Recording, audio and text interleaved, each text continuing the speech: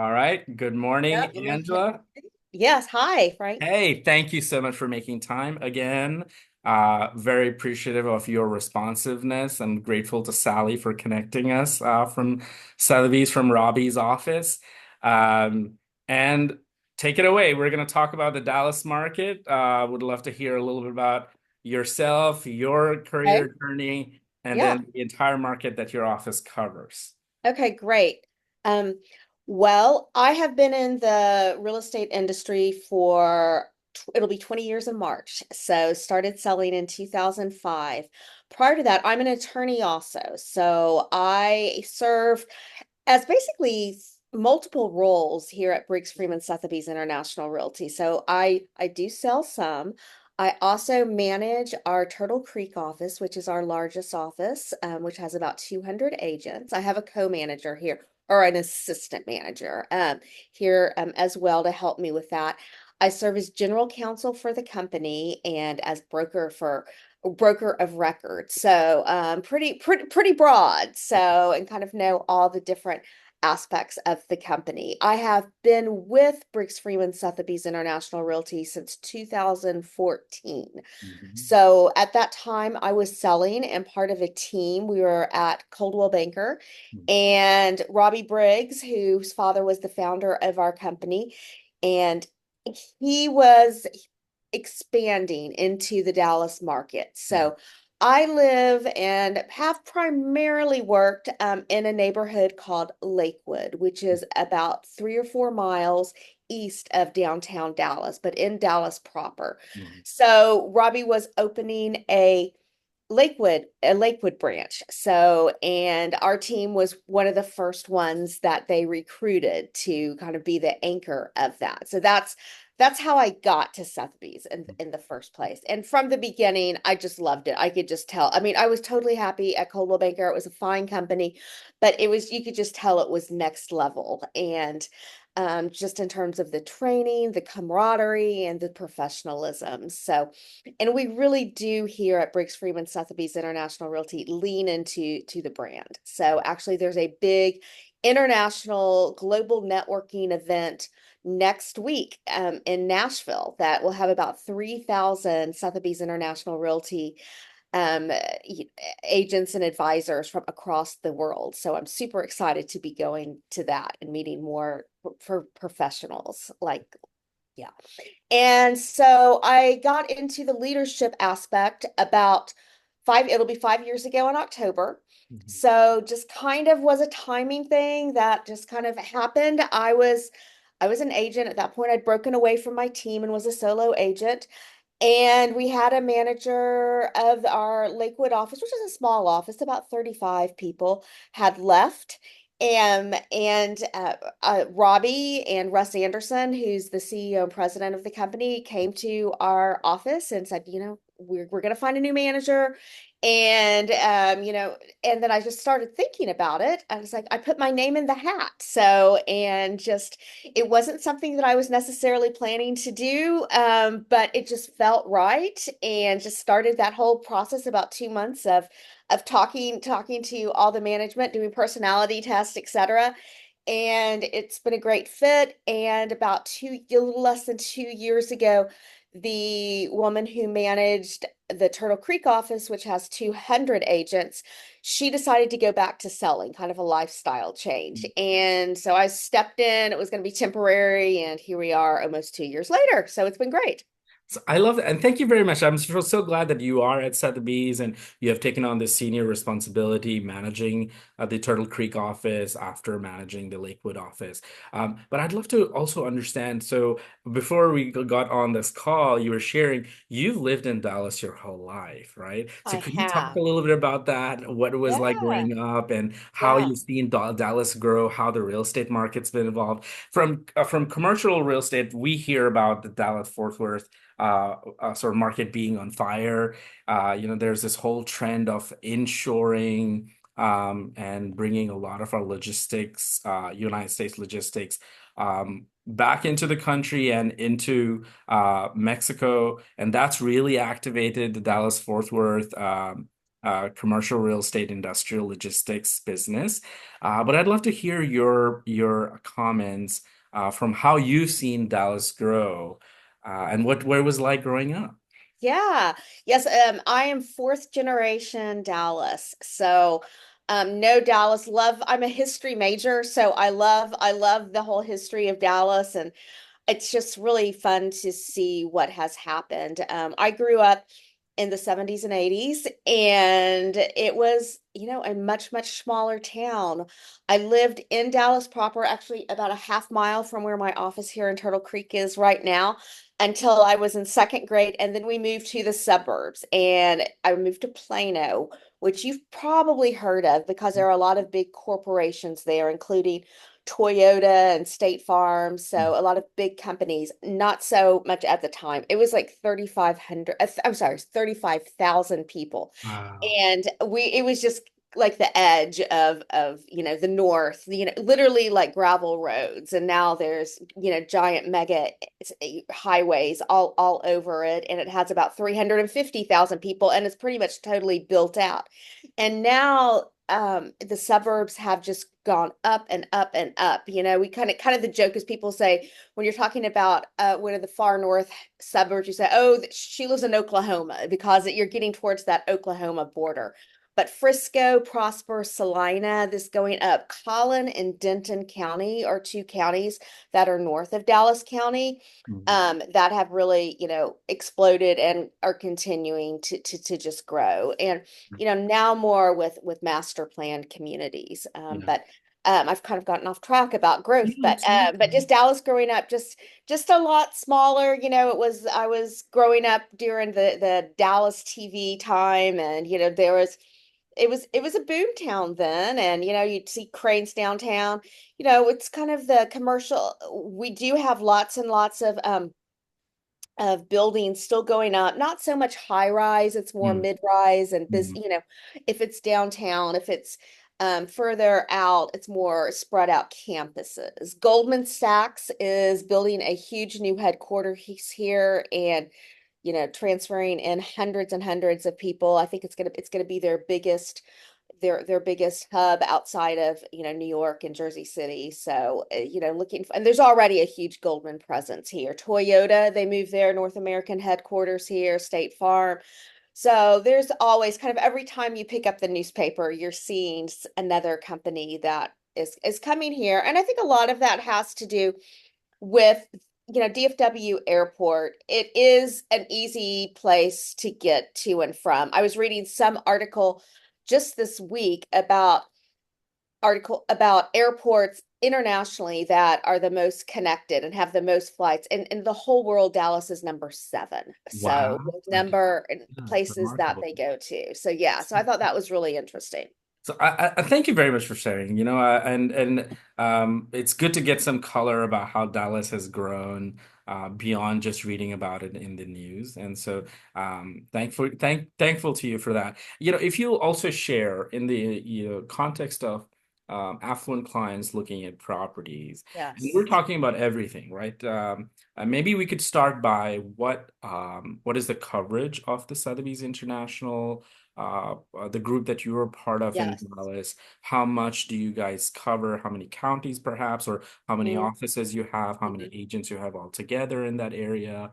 And then, if we could transition into talking about some neighborhoods of interest, Yeah, sure. those that have traditionally been of interest, and then maybe some newer ones. Okay, wonderful. Yes, well, we have seven offices. And the Turtle Creek one, we're here about a mile from downtown Dallas and right by Highland Park, which I'll touch on more, which is, kind of the old traditional wealthy section. Mm. About less than a mile from the border of Highland Park. So we have about 200 agents here. We have, as I mentioned, Lakewood, about 30 agents there, about 30 agents in our South Lake office, which is near just west of DFW Airport, very affluent also. And then we have an office right on the Plano Frisco border. And we have a Fort Worth office that has about 200 agents. And we just recently expanded further further west, what we're calling our Fort Worth West office, which is in Parker County. Aledo and Weatherford are two towns there. They're kind of boom town master plan communities. And in addition to those offices, we also have a small commercial division and a very, very robust ranch and land division. Mhm. So we cover pretty much all of North Texas. I would say down to almost to Waco, which Mhm. is about 80 miles south of Mhm. town and going up towards the Oklahoma border. Okay. So there's towns up there that are, growing, Van Alstine, Sherman, and then going out east towards Rockwall and Heath are big areas. And as you go east towards Tyler, we don't hit Tyler. There is another small Sotheby's International Realty affiliate out there, but there are a lot of lakes east of Dallas that where people have second homes. A lot of people have lake homes. Lake homes are a big thing here. So going that direction, and then going west, even past our new office in Parker County, there's a very popular lake called Possum Kingdom Lake. So we have some agents who work out there a lot. So once you get down past Waco, there is another Sotheby's International Realty affiliate called Cooper, Kuper, Sotheby's International Realty, and they have the license for those area. The one exception I would say is our Ranch and Land division, and they cover all of Texas. So, Okay. so we have a lot of mega ranches way out in West Texas and just different types of ranches. Our ranch and land agents are just super well known in the industry, super professional. We have one gentleman named Tyler Thomas. His group specializes like in hunting and fishing ranches. Mm. So that's his specialty. We have another group, the Burger Ray group. They specialize more in mega ranches, just and a lot of these, I would say the majority of these ranches are sold for recreational purposes, Mhm. but sometimes they're sold for big developments, big, Yeah. housing developments and stuff like that. So, and it's its own animal, they don't really use MLS. They have it's really kind of, to be Texan, a good old boy network. So, yeah. And thank you. And that's a very great overview explanation of the market. I learned so much just in that few minutes, and I did not even know that the lake home lifestyle is a thing out there. So I'm very thankful for that, and Yeah. good to know that there is a differentiated group. There are groups that cover mega ranches versus hunting and fishing ranches, and at some point, would love to speak with them as well through your reference. Yeah, they're wonderful. Yeah. Yes. But again, you are my go-to person. We are all going to work with you and whoever you recommend in the Wonderful. context as well. So this gives me a good idea, right? If clients are looking for large properties, the land and ranch group would be the folks to perhaps engage.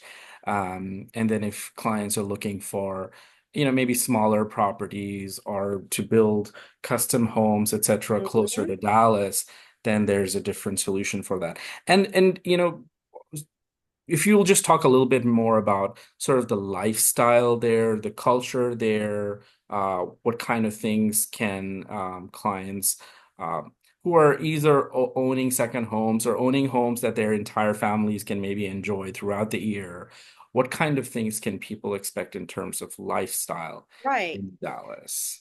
Sure. I would say in the last 20, maybe even yeah, probably 20 years, let's say, high-rise living has really become a thing. And we have Mhm. a lot of really high-end um, luxury. We have a Ritz, there's a Four Seasons, residential tower that's being built.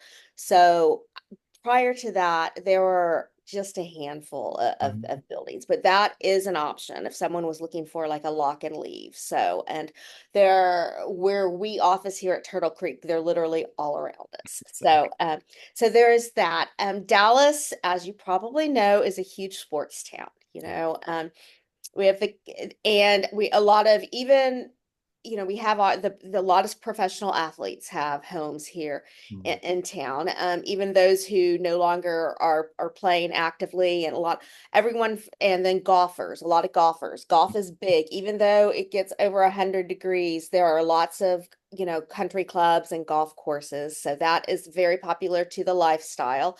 We have a very vibrant arts community, mm, so just different everything, symphony, opera, multiple museums, mm, everything from there's a sculpture museum, the National Sculpture Museum, there's the Crow Collection of Art, the Dallas Museum of Art. You could find something to do every night of the week, oh, going to very see nice. a live performance or a lecture or things like that. So a lot of that is centered in downtown Dallas.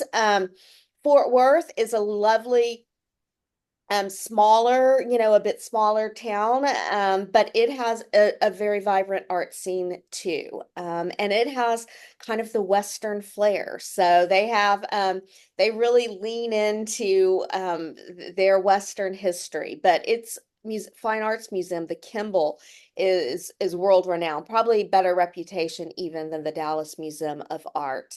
Mm, And they have in Fort Worth, they have the stockyards and Billy Bob's and things like that. So it's really fun things like that. We have SMU right in the heart of Dallas. Fort Worth has TCU right in the heart of Fort Worth. So, there's all of the things that come with having, a large college campus. We have lectures and things like that as well. So, and then as I said, just things to do. Pickleballs become big, and the whole lake thing is so many people have lake houses. Not being in Dallas, frankly, it's not the most beautiful scenic place. It's pretty flat, and there's no mountains. We're not right by a beach. mm, Probably our closest beach is Galveston outside of Houston, which is about 4.5 or 5 hours away. mm. But we do have these lakes that, are an hour, 2 hours out of town, and people do really, really enjoy that. There is one small lake in town. It does not have motorized boats. It's called White Rock Lake. It's in the Lakewood area where I live, but it's Mm. a big recreation lake it's about 10 miles around, so big for jogging and biking and all of that. So, yeah. Oh man, that is such a thorough, like I can visualize it, right? And I appreciate that, hey, this is what we don't have, but this is what we do have, and this is the Mhm. lifestyle. I love that it's a growing city. It's important to have culture, and very glad to hear that Dallas thriving in that way as well. And it seems like Fort Worth is making its own Western mark, and I really love that. We have great golf courses here in North Carolina. Put a North Yeah, Carolina plug, but I'm really glad to hear that there's the golfing lifestyle because a lot of the clients do enjoy for um, sure. have that experience. So if you could also maybe talk a little bit, and we touched on this when we spoke on the phone, right? We're talking about custom homes. You mentioned Yes, that you have custom home building in your own home. I Um, do. I so, do. so if you could talk, because and I did look it up. I love the fact that what you're going to speak about is going to be about green home building too, because there's definitely one of the clients is very interested in that. Yeah. They may bring their own architects, but good, reliable builders who can execute on the Mm-hmm. ground level would be Yeah, very of great interest. So, please talk about that. Talk about custom homes and your personal absolutely. connection there too. Yeah. Yeah. So custom homes, it's a big thing inside Dallas. And by that, I mean like the park cities. And by park cities, I mean Highland Park and University Park. Those are the affluent areas that are right by SMU. So, within 5 miles from downtown. And Preston Hollow, which is another big neighbor established area just north of there. Uh, Everything's built up. So anything that's being built there is being torn down. So, Hmm. it's a second generation home. So, but it is, and neighborhoods have transformed over the last 20 or so years where you go down a street and a good 50% of them are new versus old. So that is a big thing. Out in the suburbs, since they're more developing, it's more first generation, but buying land and building. So, but it's a huge thing. There, lots and lots of builders, custom builders, all over the place. I am married, as Frank said, to a builder. My husband has a small custom home building business. He has been doing that for about 15 years. It's called Thornhill Custom Homes. He does not have a website. It's all by referrals. So he's doing a 10,000 square foot super high end, I mean super, well, it's high end, but super high energy efficient green home, Mhm. so in the Preston Hollow area. So I do know, quite a bunch about it because he talks about it incessantly. So that's kind of, he's an attorney turned builder. So Okay. yeah, So yeah. I'm truly, when I heard you say that, I said this is serendipity, truly. I've never met Sally, but I was really sort of feeling so much gratitude because truly you are the right person. You grew up in Dallas. You know the market really, really well. You're a senior person that you could connect me to all the relevant people. And then on top of that, you have this green home building connection. It was exactly what I needed, Well, right? good. Yeah. And so I'm so thankful because someone who can help guide on that process on the ground level for clients who are at a distance. If a client is in California or New York, Absolutely. um, they're a retiring executive, or they're a VC looking for the third property, and they're looking to do, it becomes a marquee property that they can talk about. They're talking about green builds and raising money based on that. It becomes a very personal connection that, hey, I worked with the Thornhills and I built this a custom green home in Dallas, right? And so Right. those are the kind of things that are interesting in all kinds of. So I'm very thankful for that. Okay, so one last thing I'm gonna touch on. It gave us that 10-minute mark. So if you could also talk about private aircraft access in that area. Certainly, you talked about the main airport, but if you could just talk about beyond. Yeah, sure. Yeah. So we have several airports in Dallas. Obviously, DFW is the big one. Love Field is a smaller one. It's Southwest hub, but a lot of private planes fly out of there. And JSX has been, it's not private, but smaller aircrafts. But a lot of people, they have separate terminals for the privates out of there. And one of the other really big private airports is Addison Airport, which is Mhm. north of Dallas by about 10 miles. So just really on the edge of Dallas. There are multiple other small airports as you go further out in McKinney, which is in North Collin County, north of Plano. There is an executive airport out there. I know there's one in Denton, which is a little bit even further up from there. And then on the Fort Worth side, there is Alliance Airport, so kind of northeast of downtown. So Oh, quite a bit. So yes, but very Addison, I would say Addison and Love Field, I think, tend to be the main ones for people who live more in the heart of Dallas. excellent. And then, of course, you have the really well connected. You were saying number seven. Yeah, Uh, yeah, it was interesting. I mean, it had, like Istanbul was number one, so and Dallas wow. was number seven on that. So Oh, yeah, very nice. So global yeah, clients, people who are flying in from Japan and absolutely. Canada who don't know the Texas lifestyle would like to experience it or have a home in that part of the world. Super Absolutely. interesting. And then we have, it's a back to lifestyle, just, restaurants, it's a foodie town for sure. Okay. So, lots and lots of restaurants and, a lot of press about the restaurants. And then the shopping is phenomenal. So, all the super high end, Chanel, Dior, and most of the shopping, Highland Park Village is the number one shopping area. So for that, Okay. with a close second by North Park Mall, which is Okay. that has Neiman Marcus and Gucci and Louis Vuitton and all of that. So definitely, it's a place that people come to shop. So Excellent. Yeah, yeah, and that's certainly part of the lifestyle culture. I'm thankful that you came back and revisited that as well. So I think we've touched on pretty much everything. I do have four clients I'm going to mention oh their first great, to you. I'd love mhm. for you to give them a shout out, and we're Yeah, here to help them. So first is Jessica and Paul, and then two more folks are Michael and Dalton. And I think you could give a shout out to Gary too. Okay. So these are the four folks, right? If you could just give them a Right. quick shout out and Hi, yeah, I look forward to talking to all of you guys. So, and hope to be meeting you in person really soon. So, love introducing people to Dallas. So, like I said, it's my home, and I've loved seeing Dallas grow over the last 50 something years. excellent. Thank you. I appreciate it. All right, I'm going to stop this recording. Thank you. Okay.